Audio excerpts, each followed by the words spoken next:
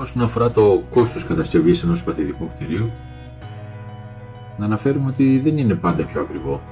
Θα έλεγα ότι όταν μιλάμε για premium κατασκευές, δηλαδή κάποιος πληρώνει για να φτιάξει ένα καλό σπίτι και συνήθως βάζουμε τα καλύτερα υλικά, θα έλεγα ότι ίσως στο τέλος μένουν και πιο φτηνό, γιατί τα υλικά τα ακριβά τα βάζουμε.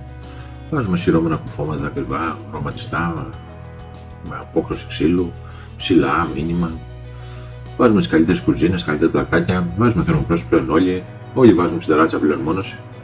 Αυτό που λείπει είναι η τεχνογνωσία και η σωστή μελέτη από την αρχή και η επίβλεψη, η οποία δυστυχώς είναι πάρα πολύ δύσκολη, γιατί δεν υπάρχουν κακά τα ψέματα συνεργεία και ακόμα πιο δύσκολο είναι όλα τα συνεργεία που αφορούν την οικοδομή να τα καταφέρεις να συνεργαστούν μεταξύ τους. Και στο τέλος της ημέρας, όταν γίνει και μια κακοτεχνία, να ξέρεις ποιος την έκανε.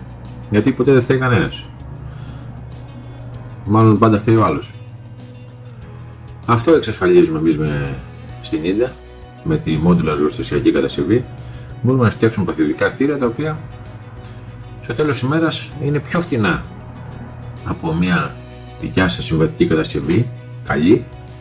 Για μένα το Passive House είναι μονόδρομος.